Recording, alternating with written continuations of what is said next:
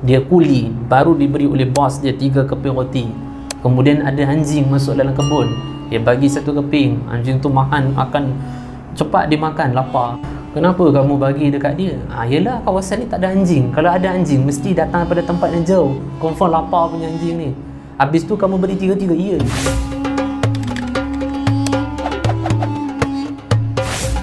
Jom sama-sama kami.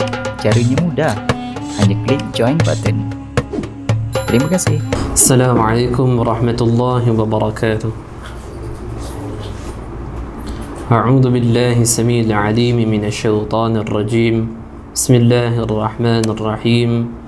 نحمده ونصلي ونسلم على رسول كريم. أما بعد. الحمد لله.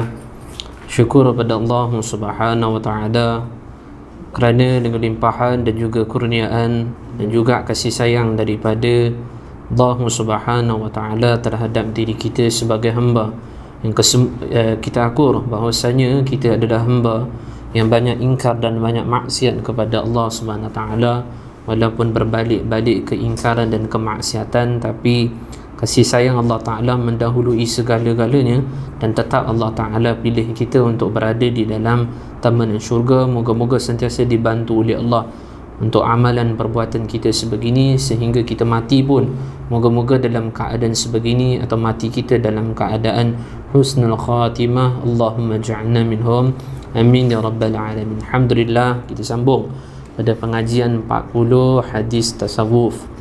Dan hadis yang pertama yang sebelum ini telah pun kita bahas mengenai keutamaan ahli suffah dan disebahkan sebagai ahli tasawuf. Boleh kita katakan ciri-ciri ahli tasawuf yang pertama adalah ia memutuskan hubungan duniawi ataupun menyibukkan hubungan, ataupun dikata sentiasa menyibukkan hubungan dengan Allah Subhanahu wa taala.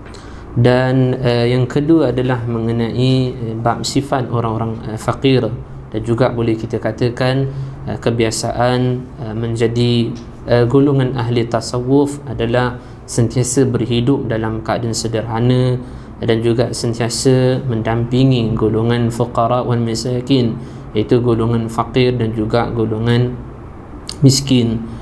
Dan seterusnya, ciri-ciri ahli tasawuf adalah sentiasa memiliki akhlak yang baik ataupun mencontohi akhlak Nabi sallallahu alaihi wasallam. Dan seterusnya, ciri-ciri ahli tasawuf adalah sentiasa mengkurangkan keadaan harta. Sekiranya kedudukan hartanya bertambah, maka difikirkan adalah berkurang, bukan untuk menambahkan harta.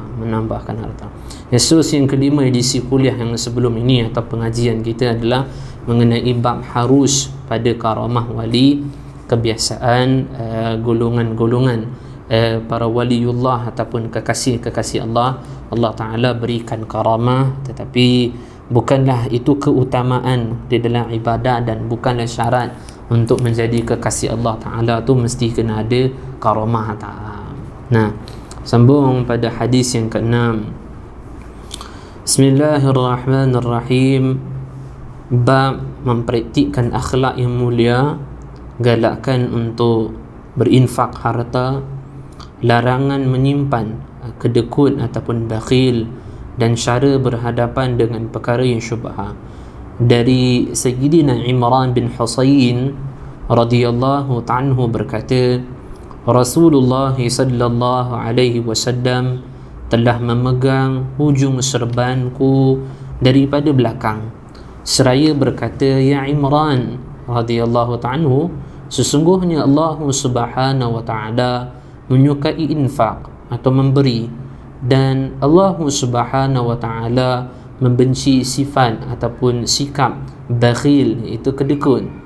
Makanlah dan sedekahlah, dan janganlah simpan yakni kedekut, kerana akan menyebab susah untuk minta yakni rezeki, ataupun orang yang kedekut akan disusahkan akan urusan rezekinya. Ketahuilah sesungguhnya Allah menyukai pandangan yang menebusi yakni jelas ketika datangnya syubhat, dan akal yang sempurna ketika datangnya syubhat, yakni tak jelas akan halal atau haram perkara tersebut. Dia menyukai sikap pemurah iaitu Allah Ta'ala menyukai sikap pemurah walaupun pemberian beberapa biji kurma, dan menyukai sikap berani walaupun hanya membunuh seekor ular. Hadis yang seterusnya memberikan kefahaman bahawasanya ciri-ciri ataupun sifat sufi ataupun ahli tasawuf adalah memiliki akhlak yang baik dan sentiasa akan menginfakkan hartanya dan jauh sama sekali daripada kikir ataupun kedekut, dan akan berhati-hati pada perkara yang syubhah. Haram tu apa lagi lah kan. Pertama adalah mengenai bab berinfak. Dalam bab berinfak perlu kita perhatikan adalah yakni ithar ataupun athar, iaitu mengutamakan orang lain. Satu orang akan jadi berat untuk infak. Nanti dalam bab kikir Imam Ghazali sebut kenapa satu orang tu kikir, sebab apa satu orang tu kedekut, kerana ada hubbud dunya fil qalb, sudah tertawan hati dia cinta kepada harta, sebab tu menjadi penghalang dia daripada menginfak. Dalam bab menginfak ini perlu kita perhatikan adalah ithar. Apa tu ithar? Mementingkan akan orang lain. Nabi SAW satu hari bawa 8 dirham. Nabi keluar daripada rumah bawa 8 dirham. Nabi menuju pasar, Nabi jumpa satu orang hamba, satu orang kuli. Kuli ni, hamba ni dia nangis. Maka Nabi SAW tanya, "Wahai hamba, kenapa kamu nangis?" Maka dia beritahu, "Saya telah diamanahkan oleh tuan saya, diberi 4 dirham supaya masuk pasar beli satu barang. Malangnya 4 dirham sudah saya hilangkan." Nabi SAW mengatakan, "Tak usah khawatir atau risau, kerana di sisiku ada 8 dirham. Ambillah 4 dirham tanpa mengembalikan balik pada aku, tanpa bagi semula pada aku, tak apa, aku halal, ambillah 4 dirham." Nabi SAW lanjutkan perjalanan. Ketika tu tinggal kat Nabi berapa dirham? 4 Nabi membeli satu pakaian dengan harga 2 dirham. Ketika perjalanan balik, Nabi SAW berhadapan dengan orang peminta. Nabi berikan 2 dirham. Kini sekarang tinggal di sisi Nabi apa? Baju sajalah. Ketika Nabi SAW jalan, kemudian Nabi SAW berhadapan dengan pembantu tu balik. Dan Nabi tanya, "Dah beli belum?" "Dah." "Kenapa duduk kat sini?" Dia kata, "Takut balik, nanti kena marah dengan tuan saya." Kata Nabi SAW, "Jomlah, saya hantar kamu balik. Nanti tuan kamu nampak saya tak jadi marah nanti." Dia kata, "Baik." Macam tu jalan jauh. Tak apa, kata Nabi SAW, Nabi hantar dia. Maka tuan rumah ni rasa macam, ada orang datang macam ni, lebih daripada orang seorang ni. Maka tarik tirai tengok, Nabi SAW datang. Dan dia tak nampak belakang Nabi tu hamba dia. Maka dia punya tekad, nanti apa nanti Nabi minta, Nabi ketuk pintu aku, apa Nabi nak, kesemuanya aku akan bagi pada Nabi. Akhirnya Nabi SAW bagi salam, maka dia pun buka, dia jawab salam. Maka dia mengatakan, "Ya Rasulullah SAW, apa yang tuan nak, bagi tahu, saya akan berikan." Nabi ke tepi sikit, Nabi kata, "Kenal siapa ni?" "Ni pembantu saya, tolong maafkan dia balik lambat." Maka apa kata tuan rumah? "Ya Rasulullah SAW, bukan sahaja saya maafkan dia, tetapi saya bebaskan dia kerana Allah.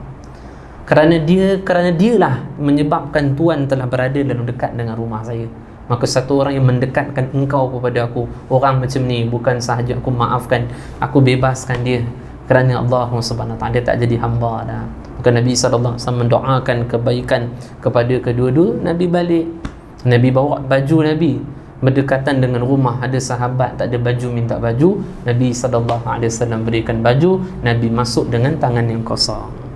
Kita keluar rumah nak beli baju juga beribu-ribu lah kan, balik pun baju, Masya Allah. Kan beza dengan keadaan akhlak, kepribadian Nabi SAW sentiasa mengutamakan orang lain.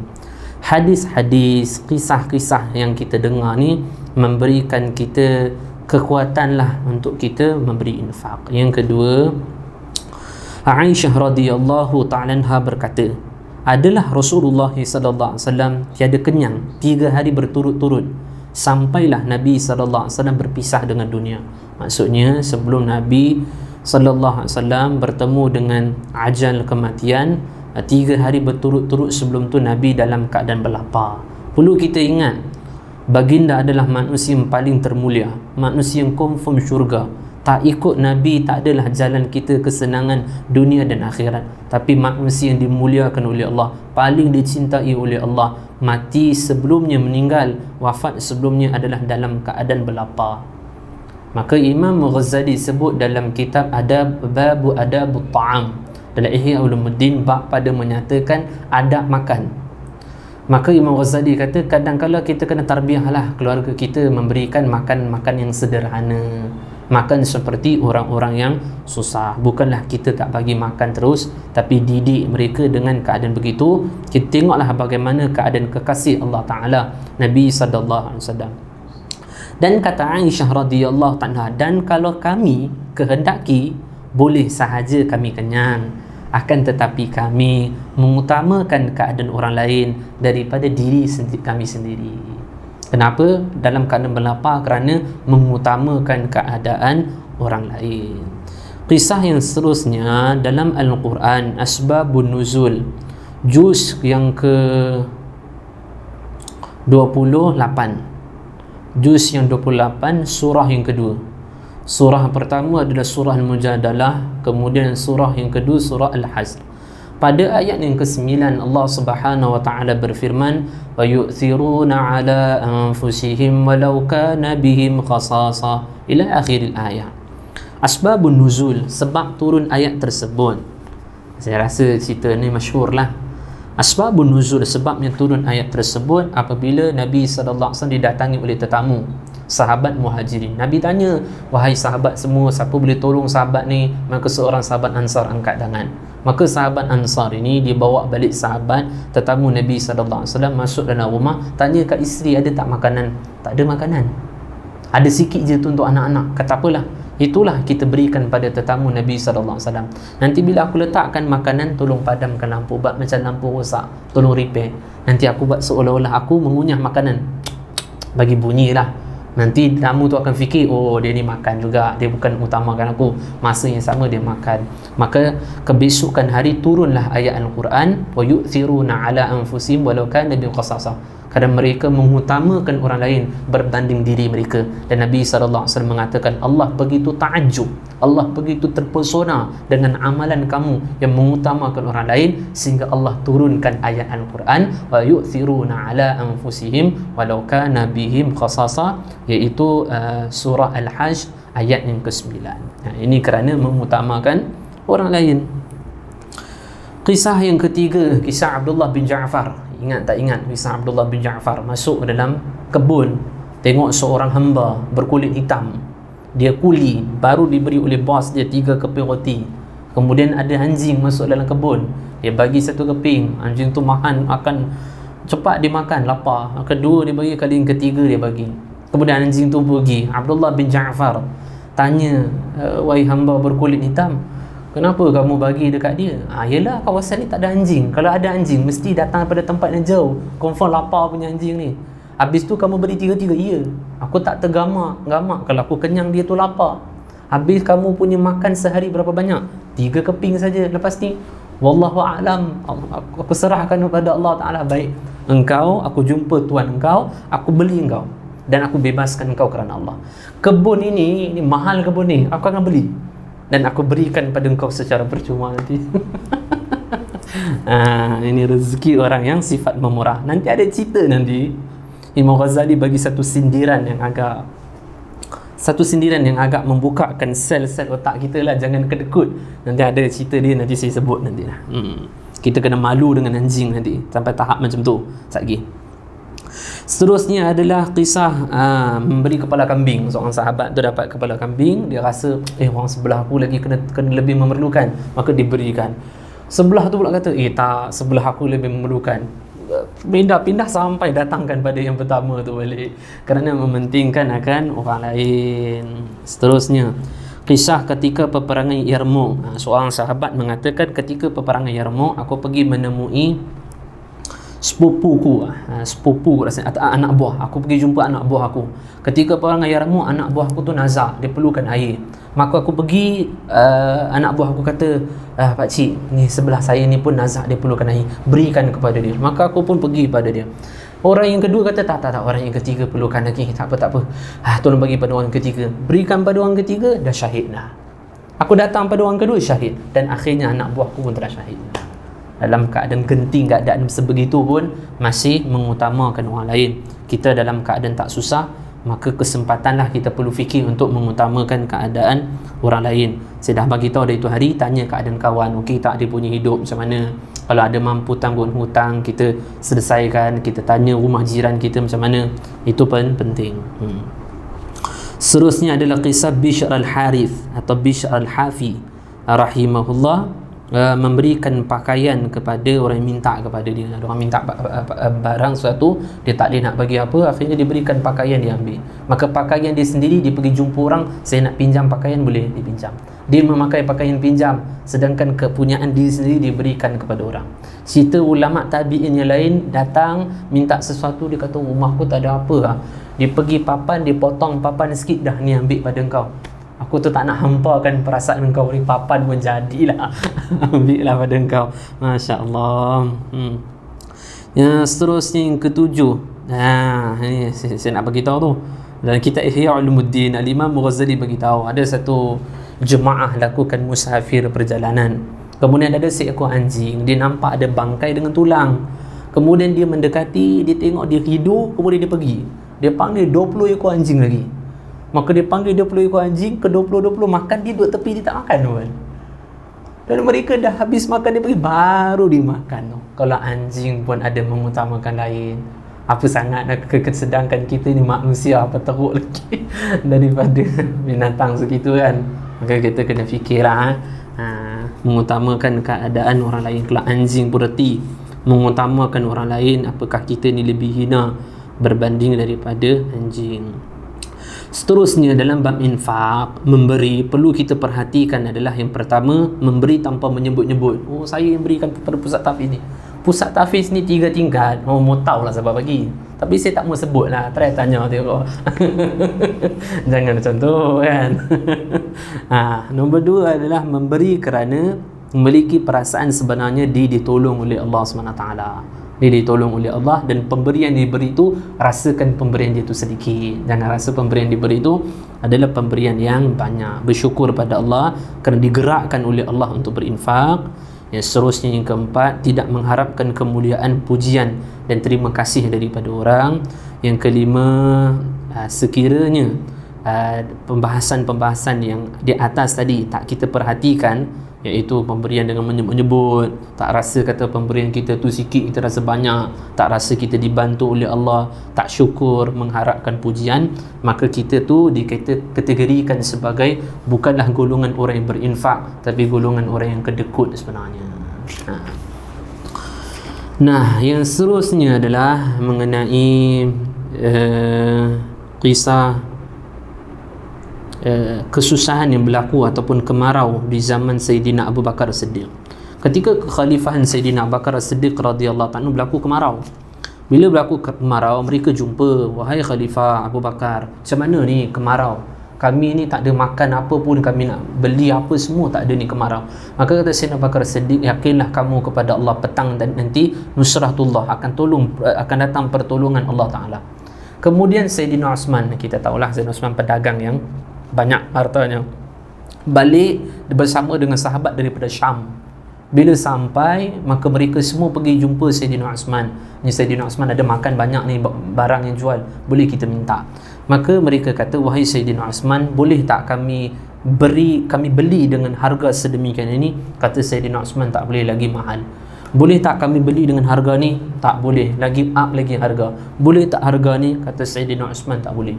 Ada tak seorang yang lebih lagi pemberiannya adalah sekiranya diberikan sesuatu, Allah Subhanahu Wa Taala akan memberikan 10 lagi kepadanya.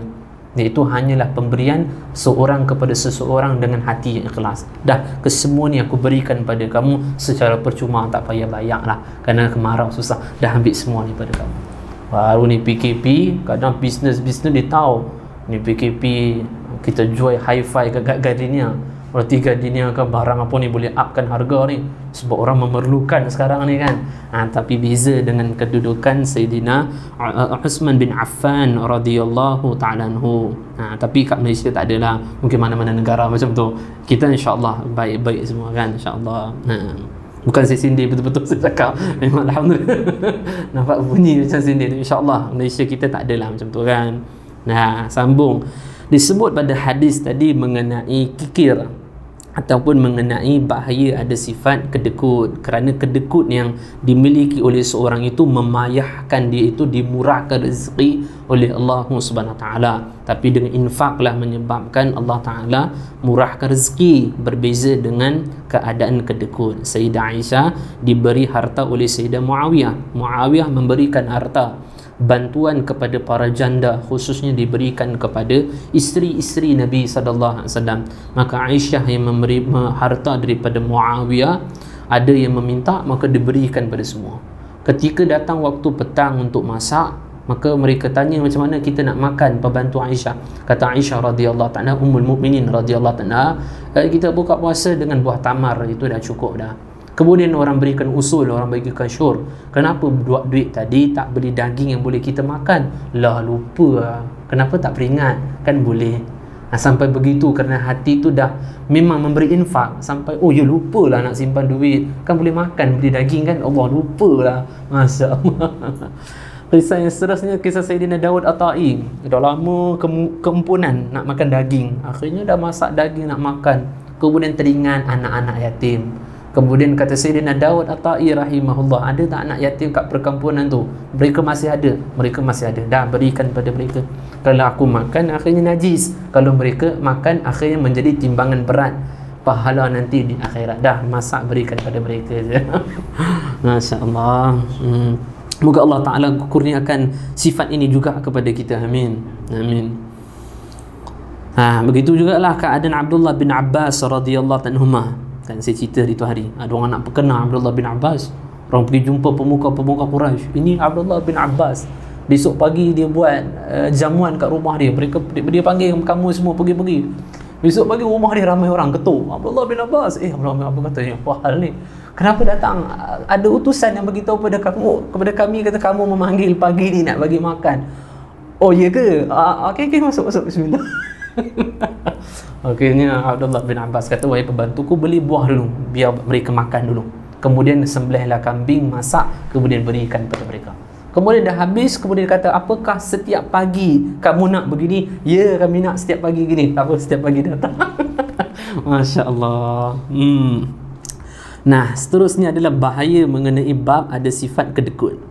Kedekut ni apa? Imam Ghazali rahimahullah memberikan ta'rif. Apa tu kedekut? Kedekut adalah sesuatu yang dimiliki kita, segi harta, segi pakaian dan sebagainya, kemudian diminta oleh orang ataupun tak diminta oleh orang, kita menyimpannya, sedangkan penyimpanan tu banyak dan kita tak keluarkan penyimpanan tersebut untuk orang yang berhak menerima. Itu kedekut. Moga Allah Ta'ala pelihara. Amin. Apa bahayanya kedekut? Kita baca, kita tengok. Pertama, hadis yang diriwayatkan oleh Imam Ahmad dan Imam Tirmizi. Nabi SAW bersabda, tidak akan masuk ke dalam syurga orang yang kedekut, orang yang penipu, orang yang berkhianat, dan juga orang yang memiliki sifat yang jahat. Kesemuanya ini tidak akan masuk di dalam syurga. Muhasabah, kita ni ada kedekut ataupun tak. Sehingga dalam hadis yang lain, seorang wanita diberitahu oleh sahabat, wanita ni baik, orang dia begini amal. Kata Nabi SAW, dia tu kedekut. Ada apa nilai kepada ibadah dia kalau dia itu orang yang kedekut? Yang kedua, Nabi SAW bersabda pada hadis yang diriwayatkan oleh Al-Imam Tirmizi dan juga Al-Imam An-Nasa'i. Baginda bersabda, sesungguhnya Allah Ta'ala murka kepada 3 jenis manusia. Yang pertama adalah orang tua yang berzina. Yang kedua adalah orang kikir yang menyebut-nyebut pemberiannya, ataupun orang kedekut. Dahlah kedekut bagi sikit, nak sebut dekat ramai orang pula, saya telah memberi, padahal kedekut tu. Dan juga yang terakhir, manusia dimurkai oleh Allah Subhanahu Wa Taala adalah orang yang memiliki tanggungan yang sombong ataupun orang yang memiliki sifat sombong. Muka sifat-sifat ini Allah Ta'ala pelihara pada kita. Amin. Walaupun kita berkopiah, walaupun kita beribadah, tapi masa yang sama Allah Ta'ala murka pada kita disebabkan kita memiliki sifat kikir. Yang ketiga adalah Nabi SAW bersabda, hadis yang diriwayatkan oleh Imam Tirmizi, dua perkara tidak akan berkumpul pada orang beriman, atau pada satu riwayat sebut tak akan berkumpul dua perkara dalam hati orang beriman, iaitu kedekut dan akhlak yang buruk. Takkan ada. Kalau orang mukmin tu takkan kedekut, orang mukmin tu takkan ada akhlak yang tak baik tu, tak. Mesti orang dia tu suka yang memberi dan memiliki akhlak yang baik. Nabi SAW berdoa supaya dilindungi daripada sifat kedekut. Dan kita pun setiap hari doa kepada Allah lah supaya Allah Ta'ala pelihara kita daripada sifat kedekut. Kerana sifat kedekut ini hampir dengan neraka. Nanti ada riwayat Nabi SAW bersabda, pemurah suka berinfak, sebenarnya ada dahan daripada syurga yang terurai sampai ke dunia, dahan dia. Maka siapa yang ambil, itu berarti dia ada sifat pemurah. Sebaliknya, neraka tu ada dahan yang terunjai sampai ke dunia. Siapa yang kedekut, sebenarnya dia telah mengambil pohon daripada neraka, menyebabkan tu dia tu kedekut sahaja, nanti menyebabkan dimudahkan dia tarik, akhirnya dia masuk dalam api neraka.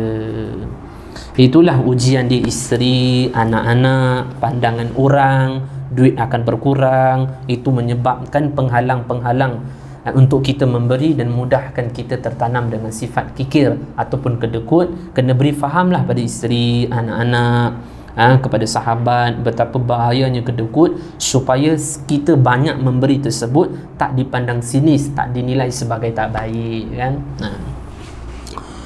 Sambung doa. Sedangkan Nabi SAW tu Nabi pun masih berlindung dengan sifat kedekut, apatah lagi kita.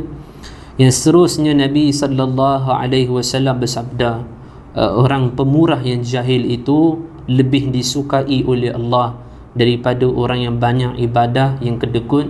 Rawahu Tirmizi. Orang jahil yang suka memberi itu lebih Allah suka berbanding dengan orang ibadah tapi dia itu kedekut. Moga Allah SWT jauhkan kita daripada kedekut. Amin. Yang keenam adalah perkataan Ibnu Abbas radhiyallahu anhuma.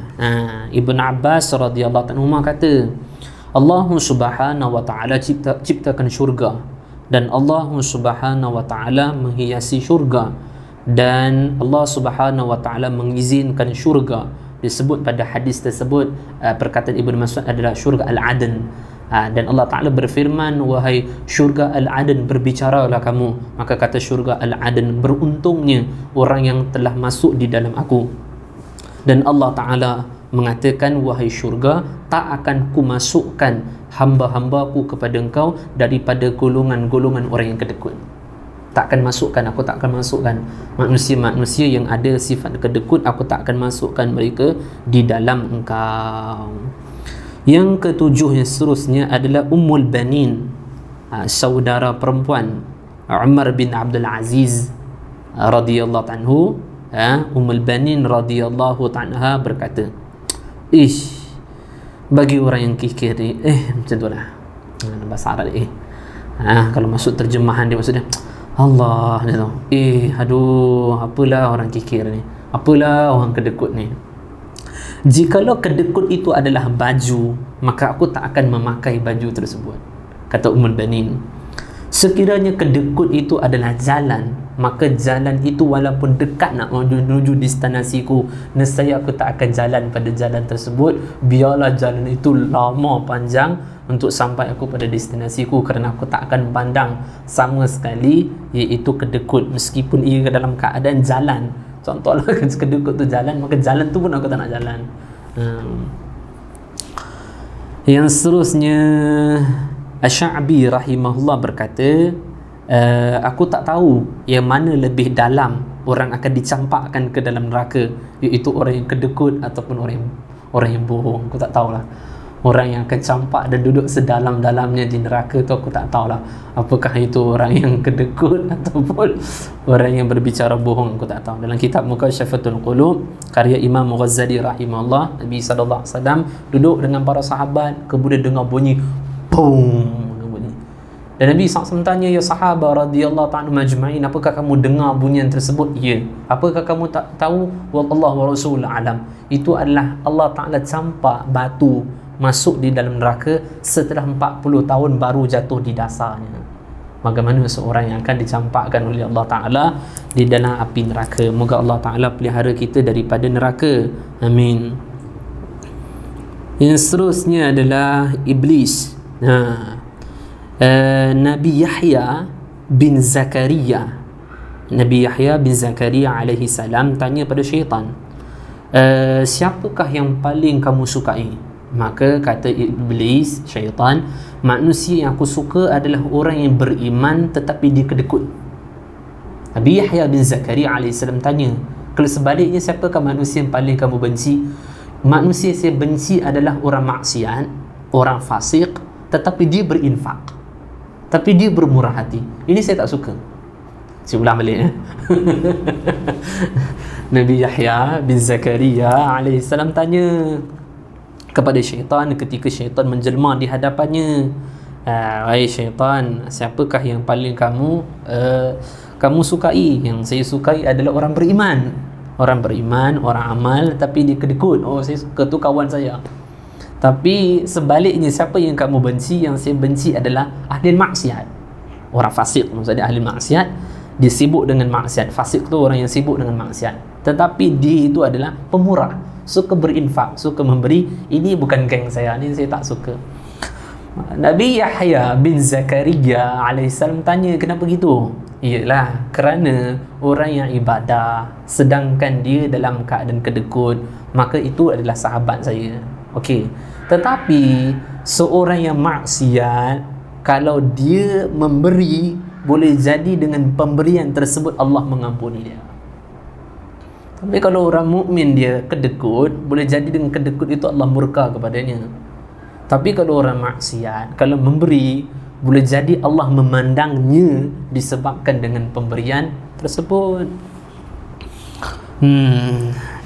Yang seterusnya adalah kisah mengenai kedekut.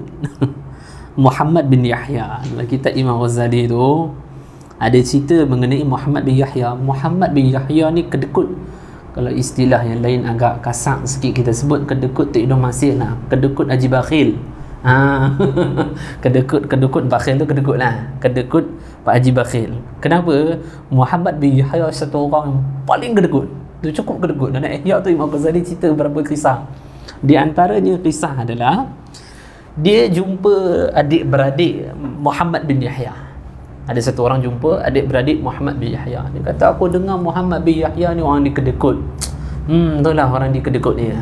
Dan aku tengok, aku nampak kemaluan kau ni seluar apa ni, koyak. Sedangkan engkau ni, abang kau tu Muhammad bin Yahya. Maksud Muhammad bin Yahya banyak duit. Takkanlah seluar koyak pun tak boleh nak jahit. Apa adik dia bagi tahu? Apa abang dia bagi, adik dia bagi tahu? Sekiranya Nabi Yusuf datang, contoh Nabi Yusuf datang dengan pakaian yang koyak, kan cerita Zulaikha yang tarik baju tu kan. Nabi Yusuf datang dengan pakaian yang koyak berserta dengan para malaikat, memintakan kepada dia jarum untuk dijahit baju, nescaya dia tak akan bagi. Orang dia tu kedekut tak akan bagi.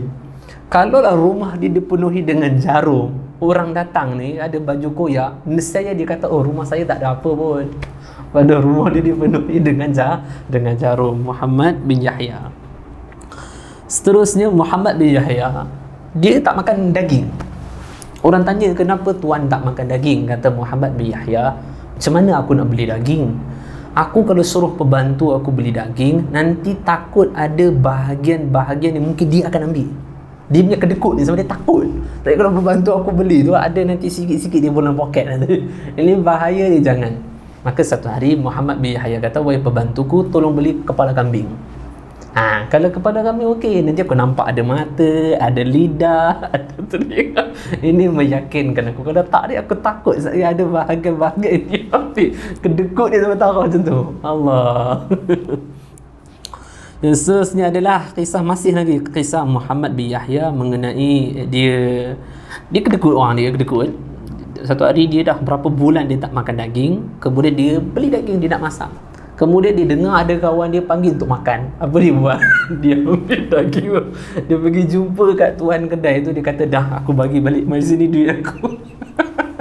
Padahal boleh je lah daging tu bagi kat jiran ke, simpan ke, atau paling tak kalau tak simpan bagi kat jiran lah kan, ataupun kejap makan panggil orang lain, mai bagilah. Adik dia seluar koyak tau, orang yang susah bagi kat adik dia, nama dia Kedekut, nama tu dia Haji Bakhil. Maka kawan aku panggil untuk makan dah, tak apa dah, daging ni bagi balik je lah, dah duit aku dah tahu.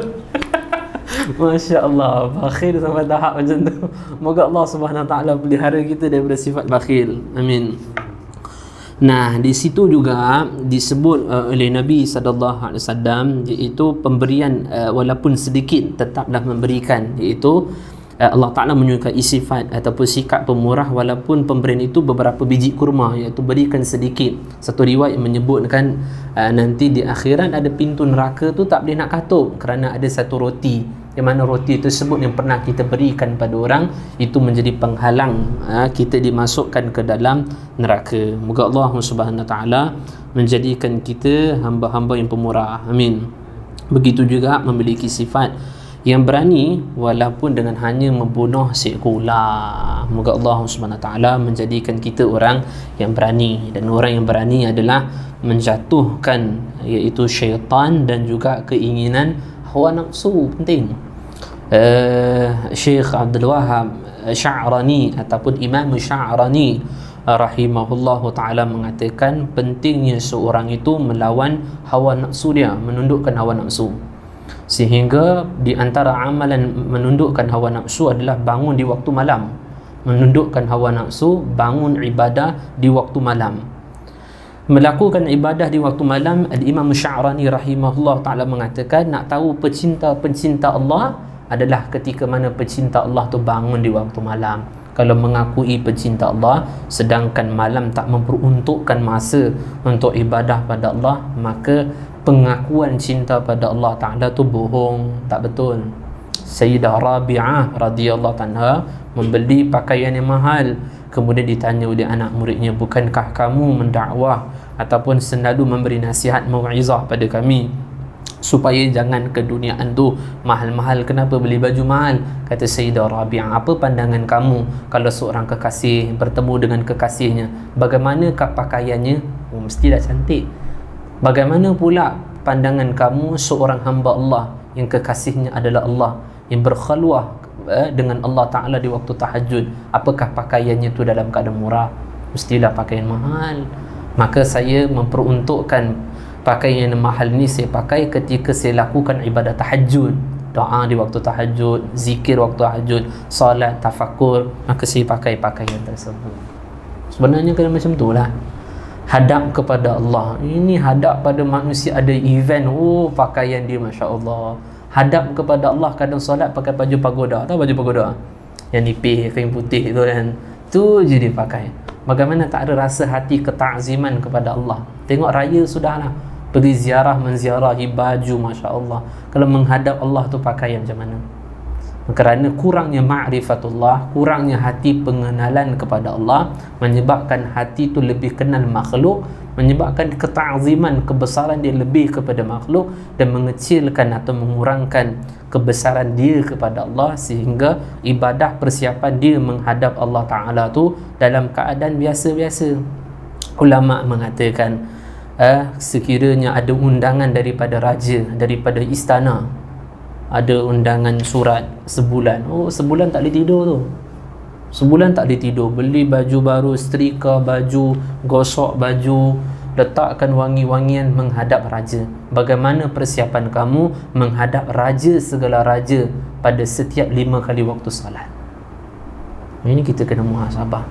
Sedangkan raja di dunia juga adalah yang dicipta oleh raja segala raja, iaitu Allah SWT. Memasuki di dalam istana kediaman raja dengan begitu wangi-wangian kemas, memasuki rumah Allah, bagaimana pakaian kita? Ketakziman hati kepada Allah Subhanahu Wa Ta'ala tu dalam keadaan kurang. Moga-moga Allah Subhanahu wa taala sentiasa menjadikan hati kita ataupun kosongkan hati kita tidak ada selainnya, hanya kepada Allah Subhanahu wa taala. Moga-moga sedemikian. Dan Imam Ghazali rahimahullah taala sebut, kenapa seorang itu jadi kikir ataupun jadi kedekut, disebabkan hubbud dunia, hatinya yang terpaut terhadap dunia. Nabi sallallahu alaihi wasallam bersabda, hubbud dunya ra'su kulli khati'ah. Orang yang ada cinta pada dunia adalah menjadi pangkal bagi segala kemaksiatan. Pangkal bagi segala kerusakan adalah hati yang terpaut dengan harta. Hati yang terpaut dengan dunia. Maka seorang yang hatinya terpaut dengan dunia, dengan harta, menyebabkan dia akan jadi orang yang kedekut. Kerana orang yang, apa ciri-ciri orang yang cinta pada harta? Pernah terserang tak hati itu cinta harta kan? Apa di antara ciri-ciri orang yang hubbul mal, hati yang cinta terhadap harta? Pemikiran adalah zaidul mal, sentiasa membanyakkan harta. Sekiranya harta dia kurang, maka dia gelisah nanti. Tapi sekiranya hartanya banyak, maka dia akan bergembira. Tapi kedudukan hati tak, Allah tarik nikmat, Allah bagi nikmat, hati tetap akan sama. Maka ciri-ciri hati sudah terpaut dengan harta. Sekiranya harta banyak, dia bergembira. Sekiranya harta berkurangan, dia bersedih. Kalau harta dia banyak, dia kata alhamdulillah, mungkin saya bersedekah kot, mungkin saya bertahajud tadi pagi tu, mungkin saya salat mungkin awal waktu, mungkin ada apa-apa yang saya buat, mungkin saya tolong orang ni kot. Tapi bila harta berkurangan, hati dia gelisah. Pada kurang tu tak adalah kurang banyak pun kan. Kebiasaan kalau orang yang meniaga lah, apa-apa dia meniaga online dan sebagainya, tetapi tak berdasarkan hati yang takluk hati kepada Allah, nanti kalau berkurangan dia punya jual beli tu, Allah gelisah. Dia buatlah cara macam mana, cara itu ke cara ini dan sebagainya, kerana dia memikirkan harta dia tu dalam keadaan berkurang. Supaya saya tak sempat balik kitab kerana bab yang terakhir Imam Ghazali sebut mengenai hubbud dunia dan beberapa lagi di antara ubat kikir, tak sempat nak balik kitab. Tapi di antaranya tu Imam Ghazali sebut itulah hubbud dunia, hati yang terpaut dengan dunia. Supaya hati dihilangkan terpaut dengan dunia, terpaut dengan harta, adalah memahami iaitu bahayanya harta yang banyak. Nabi SAW bersabda, disebut dalam kitab Hilyatul Awliya karangan Al-Imam Al-Hafiz Abu Nu'aim Al-Asfahani. Penilaian hadis ini hadis yang sahih. Ada satu lagi hadis, ada di kalangan ulama yang menilai hadis ini dengan hadis yang agak dhaif, hadis yang agak dhaif. Tetapi kerana untuk memikirkan akhirat kita ambil lah kan. Nabi SAW menasihati Bilal, ya Bilal bin Rabah radhiyallahu anhu. Bilal Maula Abu Bakar As-Siddiq radhiyallahu anhu. Bilal hamba Habsyi tu yang dibeli oleh Abu Bakar As-Siddiq radhiyallahu anhu, kemudian dibebaskan. Nabi SAW bersabda, ya Bilal, matilah kamu dalam keadaan miskin, ataupun matilah kamu dalam keadaan harta kamu berkurangan, memudahkan akhirat kamu. Dalam hadis yang sahih, Nabi SAW bersabda, barang siapa meninggal, barang siapa mati sedangkan dia meninggalkan harta yang banyak. Saya ulang balik, dalam hadis yang sahih dalam kitab Hilyatul Awliya, Al-Imam Al-Hafiz Abu Nu'aim Al-Asfahani atau Al-Asfahani rahimahullah atau Al-Asbahani rahimahullah sebut hadis yang sahih. Nabi SAW bersabda, barang siapa mati sedangkan dia meninggalkan harta yang banyak, orang siapa mati kemudian dia mati ditinggalkan harta yang banyak, nanti di akhirat Allah Ta'ala akan ciptakan ular yang besar, akan kejar dia dan akan menghancurkan tubuhnya. Kenapa Nabi SAW suruh infak? Nabi kata jangan kedekut, kerana Nabi SAW memikirkan keadaan akhirat umat tu. Dalam riwayat lain Nabi SAW bersabda, ketika di akhirat aku akan tengok keadaan umatku. Di antaranya adalah sirat, titian sirat tu. Aku akan berdiri, aku akan tengok macam mana umat aku ni, ya Allah, tak lepas masuk dalam bawah neraka, Allah sayangnya, ada yang lepas. Maka pada keadaan-keadaan yang susah di akhirat, aku akan berdiri, aku menyaksikan bagaimana keadaan umatku lepas tak lepas kedudukan akhirat. Maka pembicaraan hadis Nabi sallallahu alaihi wasallam mengenai janganlah kamu kedekut, janganlah kamu menyimpan harta yang banyak, berinfaklah kamu. Kenapa? Supaya Nabi sallallahu alaihi wasallam memudahkan urusan akhirat kita. Maka hadis yang saya sebutkan, kun fid dunya ka'annaka gharib aw 'abiru sabil. Nabi sallallahu alaihi wasallam bersabda, hiduplah kamu seperti orang yang asing ataupun orang yang musafir. Orang asing, orang musafir tak bangunkan rumah dia bertingkat-tingkat. Dia tak akan mewahkan dia punya kenderaan. Dia tak akan memperbanyakkan pakaian dia kan. Moga-moga Allah Subhanahu wa taala hidupkan kita dalam keadaan memiliki akhlak yang baik. Jadikan jiwa kita adalah suka berinfak dan pelihara kita daripada sifat kedekut. Dan juga menjadikan kita adalah sifat berani. Dia masukkan berani di sini boleh kita fahami juga adalah supaya membunuhlah nafsu-nafsu yang tak baik dan juga pujuk rayuan syaitan pada kita. Maka dikisahkan oleh guru saya, ada di suatu tempat tu ada seorang agama selain agama Islam, non-Muslim. Orang tu pakat pergi berubat dia. Ada orang sakit dia hembus, sembuh. Dan ada seorang alim yang dia takut nanti orang Islam pun pergi juga nanti, sehingga murtad, keluar nanti agama, ikut agama dia. Akhirnya pergi jumpa, kamu ni orang sakit saja, apa kamu punya amalan, apa mantra-mantra kamu? Dia kata bukan mantra, saya punya amalan, iaitu berlawan hawa nafsu saya. Kalau nafsu saya kata tidur, saya takkan tidur. Nafsu saya nak suruh makan, saya tak akan makan. Oh gitu, baiklah, sekarang aku nak ajak engkau masuk Islam. Tunggu dulu, kata dia. Dia pejam mata, dia kata okey, saya masuk Islam. Kenapa masuk Islam? Nafsu saya kata jangan. Nafsu saya kata jangan masuk Islam. Tak apalah, saya lawan nafsu saya. Asyhadu an la ilaha illallah wa asyhadu anna Muhammadar Rasulullah. Islam ya. Kau Imam Sya'rani sebut, amalan melawan hawa nafsu tu bukan sebarang amalan tu. Maka dalam Al-Imam Ibnu Qudamah sebut pula rahimahullah, dalam kitab dia ada satu orang yang mana dia akan keluar daripada rumah dia, dia akan beli barang, kemudian dia masuk, orang saleh. Maka ada sekelompok orang tu nak terjerumuskan dia dalam kancah kemaksiatan. Biasa ada orang macam tu, dia tak ada tengok orang saleh, ulama, tak boleh, dia ada nak buat fitnah kat orang. Ada orang macam tu. Allah Ta'ala campakkan perasaan dia tu kadang nak menjatuhkan orang baik, wallahu alam. Maka timbul cerita macam ni. Maka ada orang yang dia tak suka, akhirnya apa mereka buat? Mereka jumpa seorang wanita. Ini di antara fitnah akhir zaman tu, fitnah perempuan. Masya Allah. Sekarang mana-mana perempuan. Jual kereta ada perempuan kat situ. Atau kita mungkin tak ada lah, negara luar lah.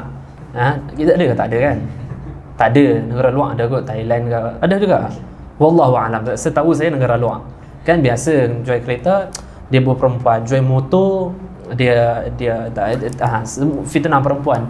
Moga Allah Ta'ala pelihara kita daripada fitnah perempuan, amin. Kemudian dipanggil ni ustaz pun boleh jatuh kedudukan ustaz tu dengan perempuan tu, Allah. Bahaya.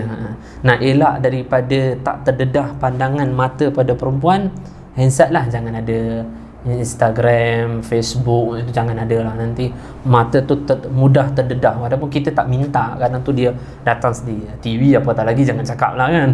Di antara yang mudah kita menguasai dekat dengan ni tangan kita adalah handset. Sebab tu Al-Habib Umar bin Hafizahullah Ta'ala mengatakan, kamu memberikan handset kepada anak seperti kamu memberikan pisau kepada anak, yang mana pisau tersebut boleh melukakan akidah anak-anak tu.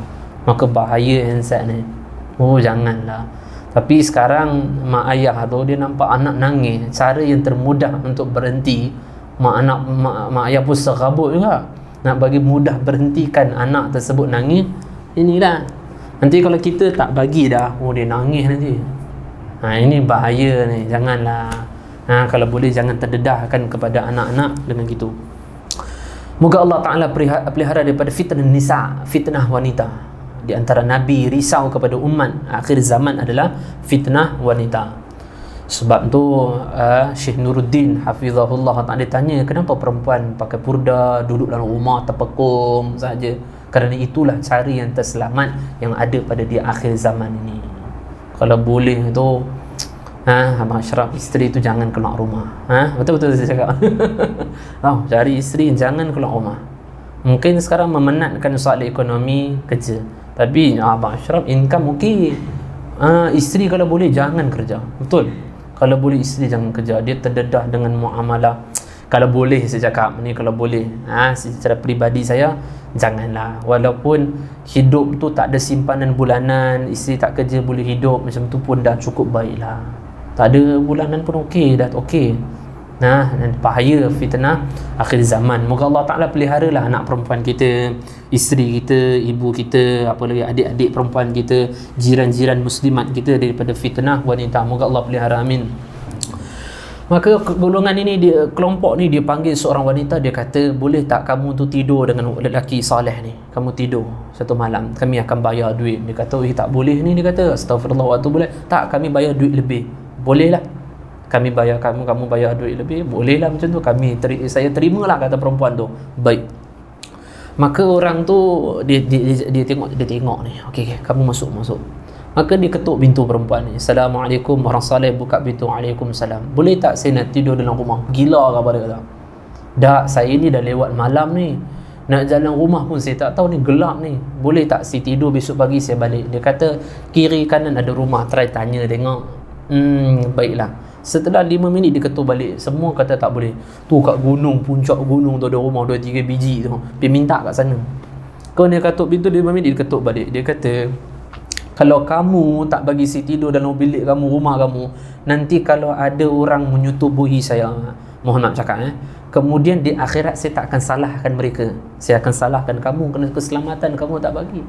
Pandai juga dia cakap, buat ayat. Dia pun sudah takut nama orang soleh, tapi takut ni tak apa nak kena juga. Dia kata tak apa, baik ni ada satu bilik, tak payah panggil nak pergi tandas, tak payah panggil pergi tandas terus, tak payah panggil saya apa pun tak payah. Makanan pun saya sediakan, besok pagi terus keluar, solat fajar, solat subuh terus keluar. Dia baca Quran, nama pun orang soleh kan. Dia baca Al-Quran. Alam tara ila alladhina tawallaw qauman ghadiballahu alaihim ma hum minkum wala min. Dia baca Quran. Tiba-tiba wanita ni dia keluarkan suara syahwat dia. Dia keluarkan suara syahwat. Saya tak sebut lah macam mana kan. Dia keluarkan suara syahwat. Orang soleh ni fikir banyak. Akhirnya dia tutup Al-Quran. Dia padamkan lampu, dia bawa lampu minyak saja. Zaman tu, dulu, lampu minyak mendekati bilik perempuan ni. Orang yang ada di luar, mereka nampak tengok bayang-bayang lah tu. Okey, jadi. Saat lagi kalau dia sentuh, kita tendang pintu, kita panggil orang kampung, tengok tak baiknya orang baik ni. Kamu sangka dia baik ni, dia tak baik. Akhirnya dia jalan, kemudian tiba-tiba perempuan ni menjerit. Dia kata jadi dah kot tu. Akhirnya tendang pintu, tengok perempuan tu dalam keadaan bogil, dan lelaki ni pegang api kat tangan dia ni, pegang. Dan wanita ni kata, kerana salehnya lelaki ni telah membunuh keinginan untuk berzina tu, syahwat aku dah mati, dah tak mau. Tolong beri pakaian, aku nak keluar lah, aku dah tak mau dah. Wanita ini, lelaki ini berdoa, ya Allah, ampunilah hatiku yang ada keinginan nafsu untuk bermaksiat, ya Allah. Ampunilah aku, ya Allah. Maka dalam ilmu tasawuf, keinginan untuk maksiat pun dah itu satu kesalahan dah. Kenapa? Tak ada adab dengan Allah. Allah nampak hati kot. Allah menampak hati. Berani lagi ada keinginan maksiat, sedangkan Allah melihat hati. Hadis Nabi SAW masyhur, Allah Ta'ala tak melihat zahirmu, tapi Allah melihat batinmu. Maka ulama mengatakan Allah melihat batin adalah supaya kita berhati-hati menjaga hati kita, jangan ada keinginan nafsu untuk bermaksiat. Kalau ada keinginan itu, dicepat matikan. Nanti kalau keinginan tu nak lagi keinginan lebih membesar, akhirnya kita akan lakukan perbuatan pada seperti yang kita inginkan. Moga-moga Allah Subhanahu wa taala menangkan kita dalam kita berlawan dengan nafsu kita. Amin. Nabi SAW bersabda, wal mujahidu man jahada nafsahu fi ta'atillah. Dikatakan orang yang berjuang itu bukanlah orang yang menjatuhkan orang lain. Pahlawan hebat bukan. Orang yang dikatakan berjuang yang sebenar menundukkan keinginan hawa nafsu fi ta'atillah, hanya semata-mata untuk taat kepada Allah Subhanahu wa taala. Apa senjata untuk menjadikan kita berani untuk membunuh hawa nafsu, pujukan rayuan syaitan adalah kasirus saum, memperbanyakkan puasa. Jadi lemahkan kita punya syahwat, nanti itu cara yang terbaik. Kalau saya puasa pun syahwat saya tak ini juga, banyakkan istighfar. Ada berapa amalan yang akan diberi oleh ulama. Di antaranya adalah tarik nafas, kemudian sebut Allah. Di antara beberapa amalan ulama mutaakhir, ulama sekarang, ulama mutaakhir sebut, di antaranya gitulah. Kalau dalam kitab Tanbihul Ghafilin, musannif menyebutkan, kalau kamu nak maksiat kepada Allah, kamu tengoklah muka bumi Allah, tengok langit, ya Allah, Allah mengawasi. Kalau ada keinginan, kamu tengok bawah, ya Allah, aku masuk kubur, ya Allah. Kalau ada lagi keinginan, kamu lebih hina daripada binatang. Sebab tu sahabat menyebut dua perkara yang menyebabkan kamu tak takut pada Allah, hati kamu dah mati dah. Pertama, ilmu yang kamu pelajari tak takut pada Allah, hati kamu mati. Zikrul maut, ingat kepada kematian, itu tak menyebabkan kamu takut pada Allah, habis hati kamu ni sudah mati dah. Moga Allah Subhanahu wa taala sentiasa pelihara nafsu kita. Amin ya rabbal alamin. Nah, hadis yang seterusnya nantilah kita sambung nanti dalam bab kedekut. Saya tengok poin nanti dalam kitab Ihya Ulumuddin, kalau masih ada lagi poin nanti insya-Allah kita sambung sikit lagi. Dan juga hadis ini menyebut perkara yang syubhah lah, perkara yang hadis ini sebut perkara yang tak jelas. Syubhah tu antara halal dan haram, cara yang terbaik adalah tinggalkan. Entahlah apa, dulu kan orang cakap Cadbury kan, tapi mungkin Ustazah Asma Harun sebut takkah? Kan syubhah, wallahu a'lam, ada tu dalam rakaman. Wallahu a'lam lah yang tu termasuk Cadbury ke tak, wallahu a'lam lah yang tu okey ke tak okey. Tapi kesimpulan dia dalam bab syubhah, sebenarnya syubhah tu ada beberapa tingkat, tapi kerana Imam Ghazali tu bahas dalam sangat, jadi bab nak baca tu jadi jadi ni agak rumit sikit. Imam Ghazali bahas terlampau dalam sangat, untuk orang awam, untuk biasa muzakarah tu tak berapa sesuai lah kan. Untuk pengetahuan ala kadar tu cukup syubhah, iaitu ada perkara yang tak apa jelas halal dan haram. Jadi Imam Ghazali sebut tu dalam. Jadi Imam Ghazali kata syubhah tu macam mana, kamu nak memburu binatang, contoh rusa, kemudian kamu ada kadang perasaan ni rusa terlepas daripada orang punya ke rusa aku ambil ke, dia boleh ambil ke tak boleh. Macam tu juga banci ikan, ni ikan orang ke ikan terlepas daripada orang yang bakul. Jadi syubhah Imam Ghazali tu bahas sampai nak masa untuk habiskan tu ngantuk. Kalau infak ni insya-Allah kedua pagi sampai subuh baca seronok. Tapi kalau buat syubhah tu agak ni. Tapi kesimpulan dia gitulah, suatu perkara makanan atau pakaian atau apa kan, kalau benda tu macam halal ataupun haram, ke sebagai warak baiknya tinggalkan, kerana khawatir jatuh kepada keharaman. Boleh jadi ada sumber yang halal juga, tapi kita tak tahu kan, takut terjerumus kepada yang haram, maka lebih baik kita tinggalkan. Nah, habis pengajian, nanti habis ni kita zikir kejap zikir 5-10 minit kita zikir lah. Nanti tutup rakaman baru kita zikir insya-Allah. Apa yang kita muzakarah ni, moga-moga Allah SWT beri kekuatan untuk kita amal lah, dan kita sampaikan kepada orang-orang yang tak ada dalam majlis ini.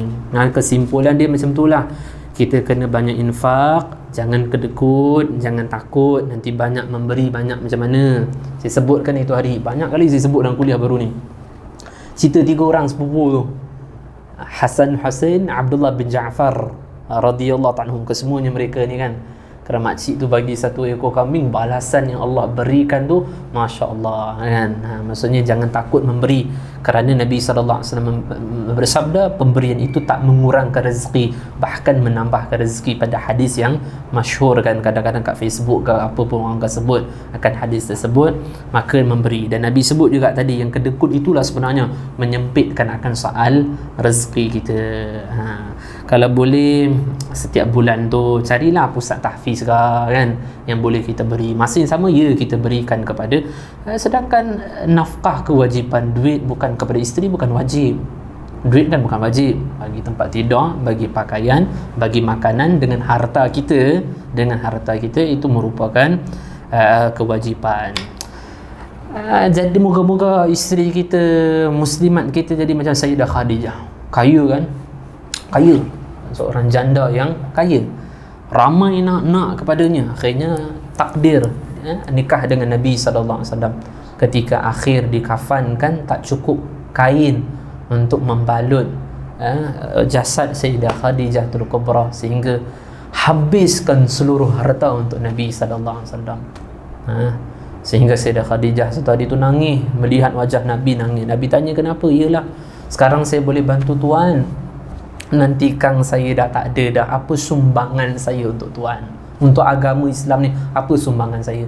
Kalau begitu, kalau kamu tuan pernah lalu, Rasulullah SAW, kalau kamu baginda lalu pada satu tempat yang air, ada arusan air, dan di situ menyukarkan untuk menyeberang perjalanan sampai ke dakwah, gali kubur saya, ambil tulang belulang saya, jadikan ia sebagai rakit untuk menyeberang jalan sungai dan sampai ke dakwah. Dan begitu kan, seluruh harta tu dihabiskan kerana isteri, anak-anak kadang itu menjadi fitnah bagi kita. Maka penting dari sini, bagi saya lah, penting daripada anak dididik daripada kecil, supaya hasil pernikahan nanti tak saling menyusahkan di antara sama lain, masing-masing membantu soal agama. Yalah, kalau kata ni penting pada mak bapak untuk mendidik kan.